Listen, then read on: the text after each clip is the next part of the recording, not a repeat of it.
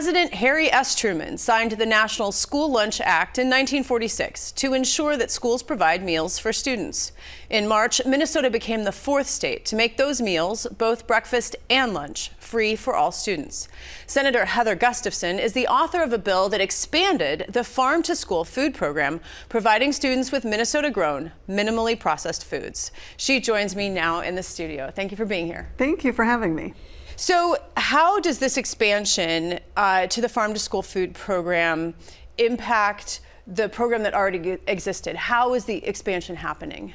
So what we were able to do is get $2 million for 2024 fiscal year and then $2 million for 2025 fiscal year, which is great, but it is not enough. We know, especially after the passage of universal meals, that we are going to be feeding all of our students, but we want to make sure now that we're looking at the food and making sure it's healthy.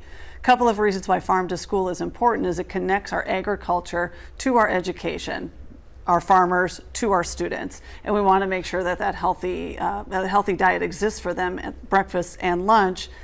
This helps a number of our industries, and by expanding the bill, my goal would be to expand it, double the budget, and put it into the base so that farmers know that they have a reliable source of income and a reliable customer that they can serve their products to, and schools know that they have a reliable source of healthy food. So that's the goal.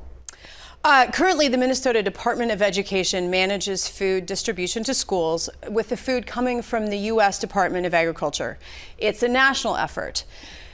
This new expansion then creates a pathway, or increases the pathway actually, for this statewide effort. Is the idea maybe that we would replace this sort of national food program with a state-run food program that relies on state-grown resources? So we do get some of our food locally. It's not all national, but you're right. And what's kind of ridiculous about it, especially if you're out on a farm tour, is that you see that schools are eating, let's say they're having tacos, and the tomatoes they bring in are coming from other states, and the cheese is coming from other states, and the beef, and all of that could just be locally sourced. In fact, if you're in a rural school district, you're surrounded by all of those things that are just simply down the road. In fact, a lot of those students are probably the students of farmers.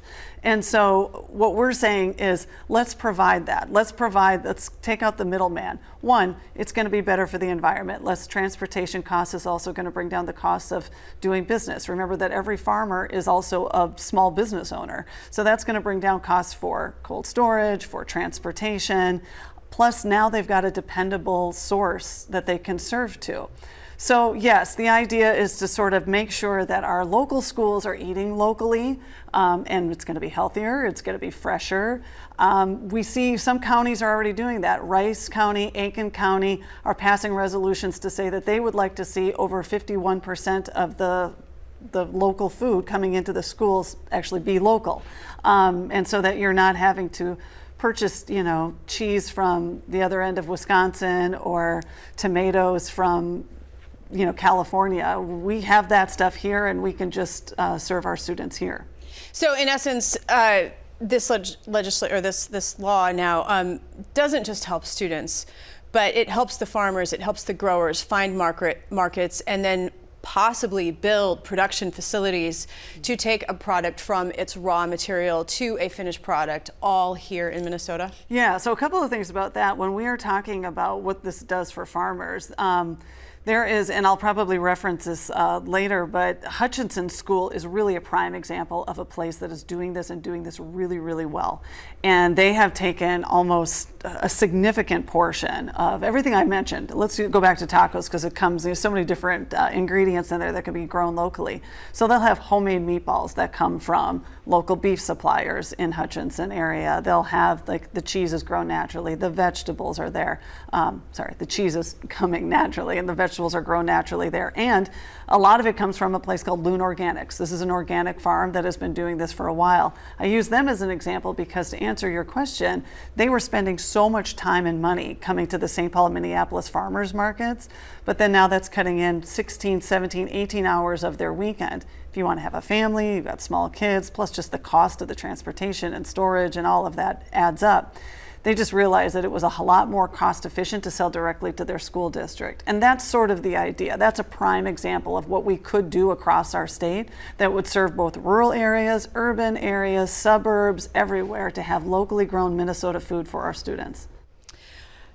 You mentioned an organic farmer. So there is a role for organic farming. There's a role for pork producers. There's a role for anything that is grown in Minnesota. Yes, absolutely. And then to talk about the preparation of it, our schools are doing that already. A lot of times they will get in food that isn't necessarily ready to serve. And so that is what our school staff does so amazingly well, is that they know that their students need. They know what they have to do. They've been doing and preparing lunch and breakfast for our students for years. It's a really great partnership that kind of brings out the best of everybody and also gives us something that we really need, which is, again, healthy food, especially now that every student is getting breakfast and lunch for free. But the scale is different. So in the end, does this cost us more or less, or is that not even really a valid question when we consider the health of the food that we're serving our kids and the health of our state economy, which is very agriculture based to begin with? Sure, it's a budget choice, but I think if you take a look at why or where that money is going and how many people it's helping, again, it's going to be helping with agriculture, education, and job development. All of those things benefit when we invest in this. And what we did was great. It was a great start, but it's just simply not enough. I mean, we all need to eat, and we'd like to eat healthy. This is going to be benefiting three major components of Minnesota industries and helps our kids eat healthy. It's win, win, win. So there is one new position at the Department of Agriculture that has been created for this. It's a statewide coordinator of farm to institution strategy and programming.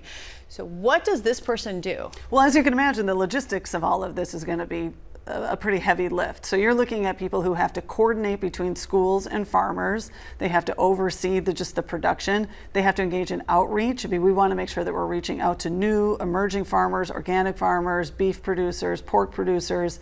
That takes a significant amount of time. I mean, that in and of itself is going to be a very busy full-time job. And we want that. I mean, a program that we don't set up for success isn't something that we should be investing money in. So we're going to make sure that it's done right by having that coordinator in place.